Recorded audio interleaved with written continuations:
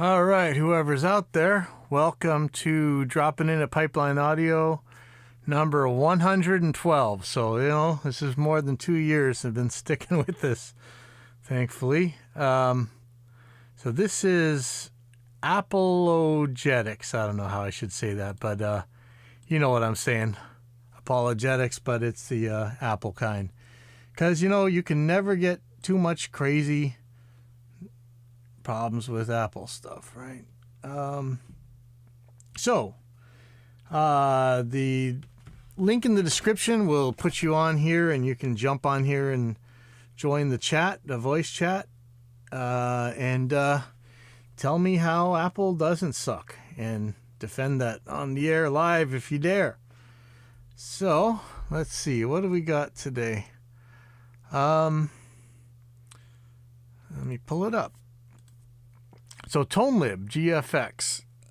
This seems to be a Reaper user. Somebody who made this. This is a, first of all, ToneLib does a couple things. They kind of hit the scene very hard, running.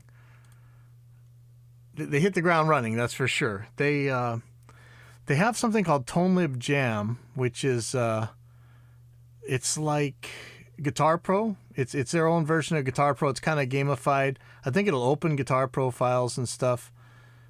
Oh shit, that's the community forum. I want to get to ToneLib if you guys can see it, but they make a good version like Guitar Pro, and then they also make this thing similar to Amplitude or Bias Effects or whatever.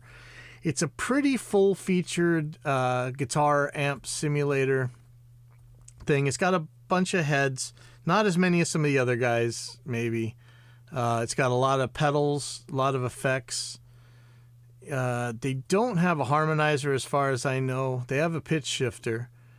They have a wah. I don't think it's an auto wah, but they have a lot of, if you really need effects for cheap, this will do it. And it seems like it has the type of license that Reaper does. So I think it keeps running no matter if you buy it or not. But if you're going to use it, go ahead and buy it. It's awesome. It's very light on the CPU, and it's very, very, very stable. So I have a feeling that it's built in iPlug or WDL or whatever the original Reaper types of plugins where it's very stable. It's not going to make trouble. And if you do buy it, I think it's pretty cheap. I'd love to see a harmonizer in it and some other things, but really, it's pretty awesome. And go grab it. ToneLib, ToneLib, and the product's called GFX. Their tablature editor, their Guitar Pro kind of thing, it's cool too. So go check that out if you want something like Guitar Pro. For this update, it says, what's new? Some DSP improvement. Now amplifiers and cab sims sound much more natural and dynamic. Improve the quality of oversampling filters. What's fixed? Drag and drop bug issue, some file permission issues, rare crash when loading impulses, volume changes when resampling IRs. Oh yeah, by the way, you can load impulses. You don't need to buy the $500 version or whatever. This will load impulses off the bat. An issue with feedback in MT chorus. Issue where Ardor would repeatedly try to resize editors. A rare bug when their backing track looped, even when looping was disabled. Miscellaneous bug fixes, improvements, and documentation updates.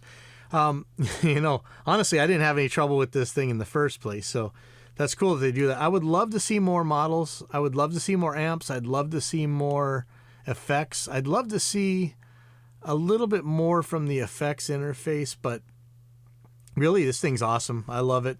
That's ToneLib GFX, and like I say, they just did an update, and I was pretty excited when I saw it. I pulled up, I just closed it actually. I had pulled up an empty Reaper project and just started playing my guitar through it, and of course playing with the N&M Creation backing tracks, and it's pretty good. Oh, I didn't even see. I can see in this picture that they're showing dual amp paths. I didn't even know it could do that. I don't know. I don't know if I heard it sound any different. It just felt great to me. So I never had a problem with it before. it's kind of, maybe it's a little bit vanilla, but you guys go check it out because it is awesome.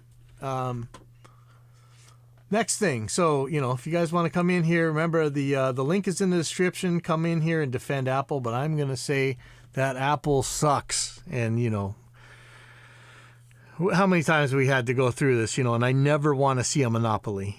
So I don't want to see Microsoft just run around, or you guys, you can say Linux, but well, actually, Linux is getting a little bit more doable lately, right? But still yet.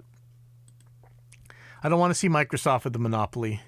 I want Apple to do well, but holy crap, man. It's just one problem after another. And, somebody was asking about, how do you like MainStage? MainStage is like a how to use your computer as an effects rack VST host. So you could do pretty much what you do in a DAW, but without worrying about the DAW. And honestly, also they have a lot more features for like a live performance. However, it's Apple only. I think it's made by Apple.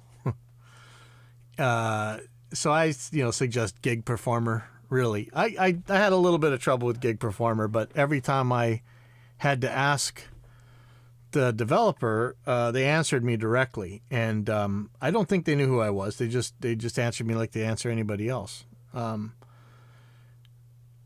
It's a pretty good program, and you can do some scripting in it, which is even cooler. And if you really get good at that scripting, let me know, because we might have a place for you at AIX DSP. But I'd said, a more reputable company makes MainStage. People get mad about that, but Apple support is usually terrible. I mean, you can say that they might get back to you. I actually, I'll get to this later. I actually had a good experience with Apple support earlier, but, I will still take Gig Performer any day. Gig Performer is software so good that you don't need to put anti-suicide fences outside the developer's office. I don't know what else you can say about that. But, never mind that CarPlay was just bad software in the first place, but it really sucked today. It stopped allowing my contacts. It wouldn't have the same contacts as my phone does. And I have no idea how that is. And, bad Google sucks now. You can't really search anything. It stopped being able to copy phone numbers. And so I had to create fake contacts in order just to copy and paste phone numbers. And, I can't tell it to call people that I just told it to call the one software update ago. Just a few days ago, everything was relatively fine. I could say, hey, I could press my button in my car and call somebody, just say, hey, call this person, and now it doesn't work. So I tried to get on Apple Chat, and for you guys who can see this, I waited a little while, and then it said, you're chatting with Esther. Sure. Your case number is blah, blah, blah, blah, blah. This is 7:12 p.m. And so he said, thanks for contacting Apple support. My name is Esther. How can I help you? And while I was about to type something in, it says, Esther has left this chat. You are disconnected. Conversation is over. I'm like, oh, God, that's my typical Apple support response. And if you go to their forums, you'll always see just threads where they either did a copy and paste scripted answer, and it's just absolute nonsense. But this time, I did get another person on the chat, and they set up a phone call for me tomorrow. So we'll see how that goes. So maybe this is the best Apple support that I've ever seen. And but you Apple apologists, feel free to jump on here and tell me how wrong I am about this crazy operating system that I can't stand. But let's see, what else we got? Celestion. So as people are using more and more amp modelers, we're in the concept of the full range flat response speaker, right? So there's a lot of stuff out there. I've been using an Alto TS210 for a couple of years. I don't really play out, but when I thought I was gonna, I really set this thing up. There's a lot of articles on my webpage about it, but it's basically as flat of a frequency response as you can get a speaker, and pretty much like your studio monitors. So when you set up a sound on your studio monitors, you can get that onto your amp modeler and go play it live. So this usually means a speaker with a tweeter in it, and hopefully I like a self-powered amplifier. It's pretty much a PA speaker, to be honest. It's pretty much a very flat PA speaker, and often they're Class D. But I really like this TS210. It's super light, crazy light, and very, very, very powerful. I love it. And so Celestion made something called the F12 X200, and of course there's a video of it with the obligatory mouth open hot girl clickbait video, but whatever on that. I can speak about that all day. But I wonder just how full range are these things. So because there's no tweeter, so you're supposed to use this as your full range flat response speaker. And I'm pretty sure Celestion has made tweeters before. So if they didn't think they needed a tweeter, who knows? This frequency range says 60 to 20K, 97 decibel sensitivity, 200 watt nominal power rating. And the frequency response chart looks pretty flat. I mean, you guys are going to think it's jagged as hell, but it's within, 6 decibels or so for the most part, except for right around, there's a dip starting about 5K, peaks, or the lowest part is around 6K, and it starts coming back up, but it's down like 15 decibels or so. That is going to be a skew, but that might still just work out fine. That's kind of the Whistler frequency that you guys are always ducking out anyway, so it might be okay. But for comparison, I was looking at a vintage 30, and that thing is nowhere near flat. It's got a roll off, starting around 250, maybe 300 hertz. And then it's got a peak from 2K to about 4K, and then it starts really rolling off after that. So this is anything but flat. This is a very interesting concept, this Celestion F12 X200. So I'm thinking about, I'd like to see it in something that's self-powered. I'm not going to carry a power amp anymore in this day and age. Are you kidding me?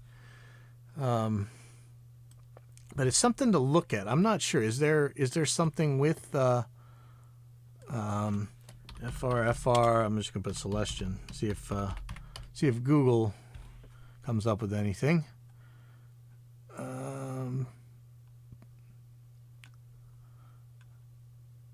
See, I don't see something that it's in. Well, Sound on Sound's talking about it though. I'd like to see it in a powered cab. See, last year, this is how far behind I am on the guitar stuff. Looks like the Gear page has something where they're debating between this F12 X200 or a active PA speaker. Yeah. So the Headrush is pretty much the same thing as the Altos. I'm sure it's made by the same company. But it doesn't have mic preamps on it.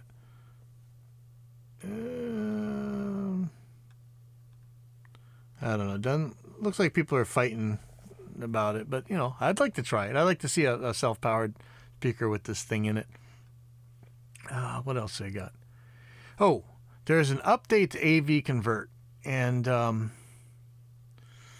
was talking to somebody about this. I'm really not sure about this. So what AV Convert does is OBS, or Open Broadcast Software, among other things, will record multi-track audio, but it's not what you're thinking. It's like the video style of it, so it may or may not actually show up as multi-tracks in your DAW if you drop them in. For something like OBS, you would let's say do your this narration mic I'm talking through right now, and maybe record your guests to another track, and maybe record your YouTube that you're commenting on to another track. And for instance, if you drop it in Reaper, these things are it's only going to show you the first track, even though Reaper can handle multi-channel audio because of the way that it's set. But what is it? Sonic Axiom. He's a user over at the Reaper forums. He made this thing called AV Convert, and it'll take that thing apart for you.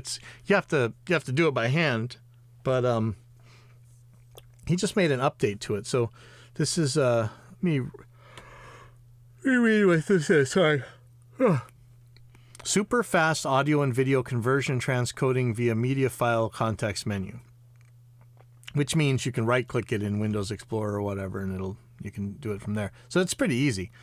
He says you have lots of audio and video files on your hard drives or on your mobile phone and would like to convert those to another format as quickly and as conveniently as possible.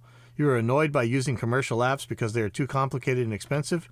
AV Convert will convert your audio and video files. You simply have to right-click the files in Windows Explorer and trigger the desired conversion in the cascaded context menu. It's that easy. Wait a few seconds and the process files will be available in the source files folder. AV Convert's options will be shown in the context menu when you right-click a media file. You'll find options to convert files to other media formats, to losslessly extract audio from a video file, or to resize selected videos. The screenshot on the left shows the available context menu of a WAV audio file. Context menus of other type files will vary. AV, okay, here's the part you guys got to listen to. AV Convert is provided free of charge and will work on all versions of Windows. File conversion is extremely easy and super fast, and there's nothing for you to configure. Select one or more files of the same file type in Windows Explorer, right-click one of them, and choose the desired option. The conversion process will take just a few seconds, even for lots of files in case of audio conversion. Many conversion types are completely lossless because AV Convert will rather transcode the files instead of re-encoding them, for instance, WAV to FLAC. Transcoding between such formats is lossless both ways. So, this is audioworld.de. Just type in AV Convert, and hopefully you can get to this. This is a massive hair saver if you're pulling out your hair, if you're not bald like me. Another user, I think, in the Reaper users group. See, sometimes some useful things actually happen on that forum. But he told me that you could use OBS ASIO and then do multi-channel audio in OBS. And he actually had linked me to a way to sort of do it. Let me. I'm not sure if it actually shows. Okay, so. Interfacing with the DAW. They actually show Reaper, so this is actually kind of cool. You can tell it to be a 7.1 file, and somehow it takes your first 8 ASIO streams and turns it into separate multi-channel files, which Reaper will handle just fine without using AV Convert. However, I'm using a mix of ASIO in and other things. I'm really not sure how it decides what is the what goes on what track of that 7.1. I wish OBS had a way to do this, and I wish OBS had a way to do this itself, where you could just choose, hey, which channel is this thing going on? But it probably will work if you're just using OBS ASIO, no other audio sources.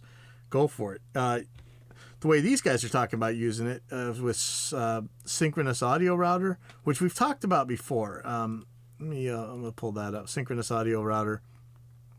I don't think that any of the tutorials or their videos that they ever did actually got done, and I don't think the user manual does work. Synchronous audio router, something like virtual audio cable. I'm a little bit hesitant to use it. I think I tried it before. I might give it another go, but that would be a way that you could use OBS ASIO and still get all your other audio sources. So I might think about that. In my case, I have RME, and I don't really want to give up loopbacks, but I kind of don't mind giving up one. It just feels very stable, and I'm really not that worried. Before, I was giving up 4 channels of loopback, and I still wasn't able to do a lot of the stuff I wanted. But now with OBS Monitor, that we talked about last week, I mean, it's just so much better. I way simplified my setup. I could probably pull up my new routing. for you guys who are actually watching. Total mix obs version. Actually, this new loopback is 30 and 31, but I'm only using one loopback, thankfully. The thing is, though, RME allows you to send MME to its software outs and stuff, so that's a little bit different than. But my USB interface OBS monitor version that I'm using at home is working exceptionally well right now. So that's using a couple instances of voice meter or of virtual audio cable. So I'm pretty happy with how that's going. I don't know if this is too geeky, but I've been seeing some rebuttals to Dan Lavery's argument that when we had all these things where everybody's freaking out, 44K, 48K, 96K, and then, we talk about 192K, and every interface out there advertises as 192K. Now, if we're talking about just about bandwidth, yes, this is a stupid argument. Your ears can't hear past 20K. And it just doesn't matter. You guys can claim it all you want. You fail every single ABX test when we test this stuff. But there are reasons to record or to at least to deal with things above 48K. I think Dan Lavery said that somewhere around 60K or 64K was going to be best. The problem is the anti-aliasing filter, right? If it's 44K, let's say, and you think you can hear it at 20K, then that leaves you, because it's at twice the sample rate, right? So that leaves you 2,500, is that right? 44,100. That leaves you 2,050 hertz in order to make a completely brick wall low-pass filter. An anti-aliasing filter, and that sounds pretty ambitious, right? To be honest, and here goes my credibility, with the better converters that I've had, even that short little thing at 44K has been okay with me. So yeah, you guys can call me deaf and whatever else. You're probably right, but with the better stuff that I've had, I'm okay at 44K. I would probably be a little bit better at 48K, and we can still have that argument. Dan Lavery, like I said, was talking about 60K, 64K or so.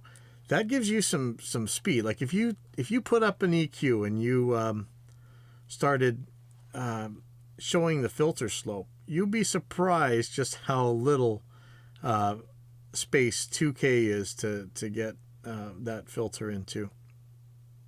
It's brutal. You'll probably hear it. In fact, try and make something that small and put it lower down in the frequency range, and you'll get this. You'll probably get this peaky resonance and stuff. So I can understand the argument. The only commercial thing that's close enough is 96K, right? So if you really want to do it, I could see you doing 96K.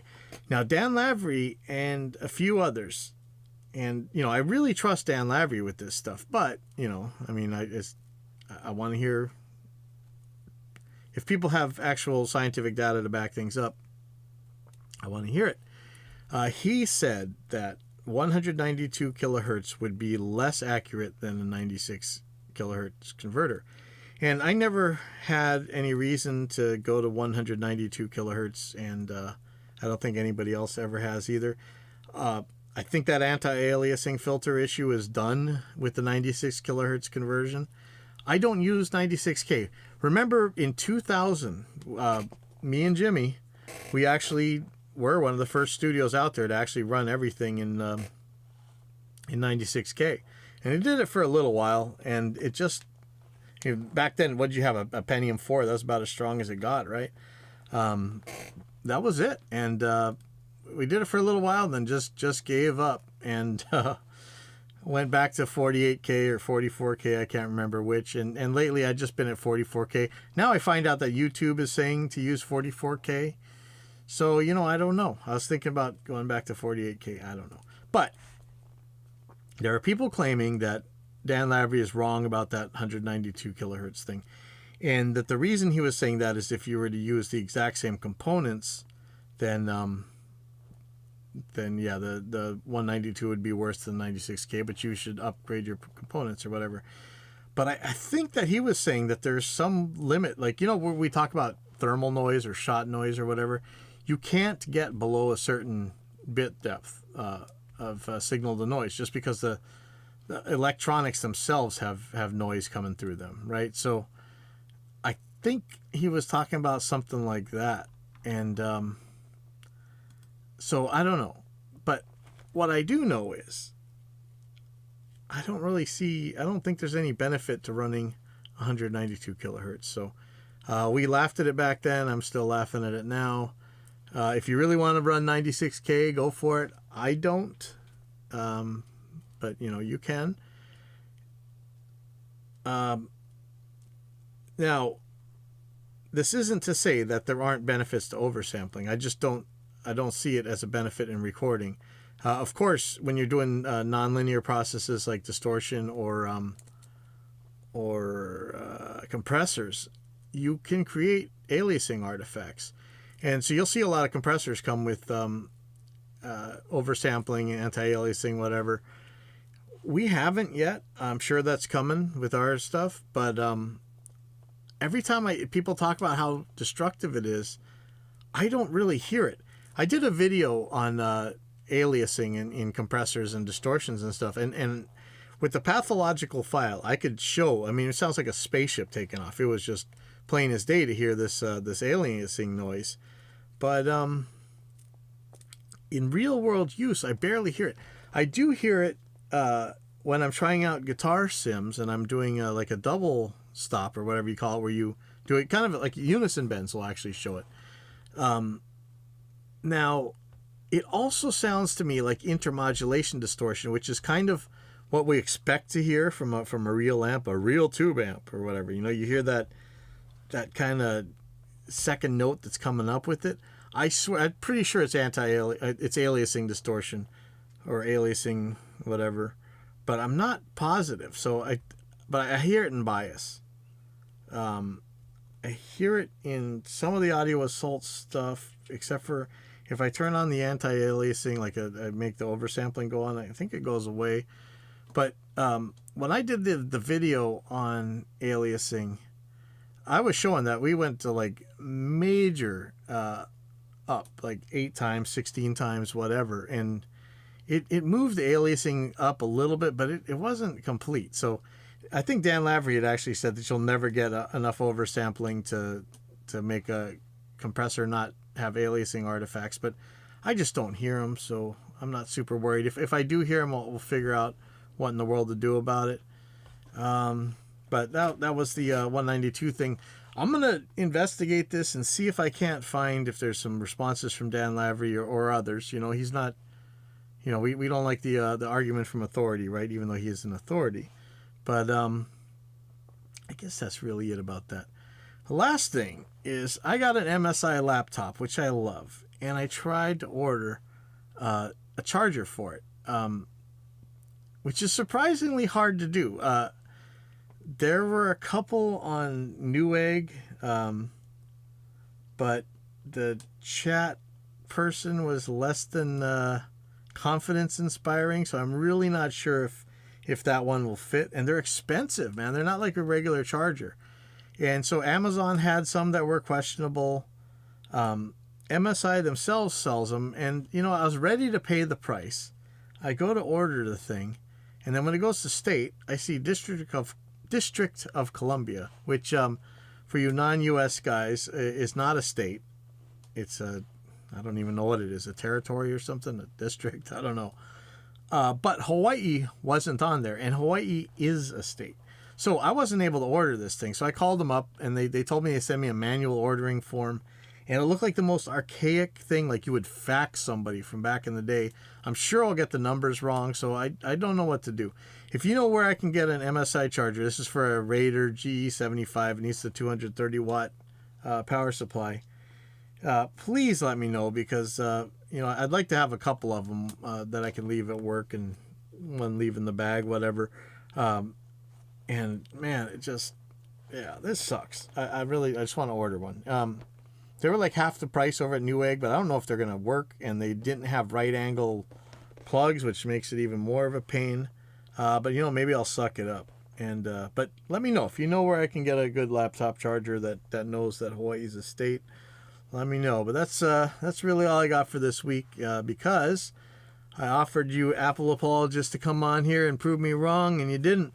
And I'm gonna have another show on the on these arguments. But I'll see you guys later. I'll see you guys next week.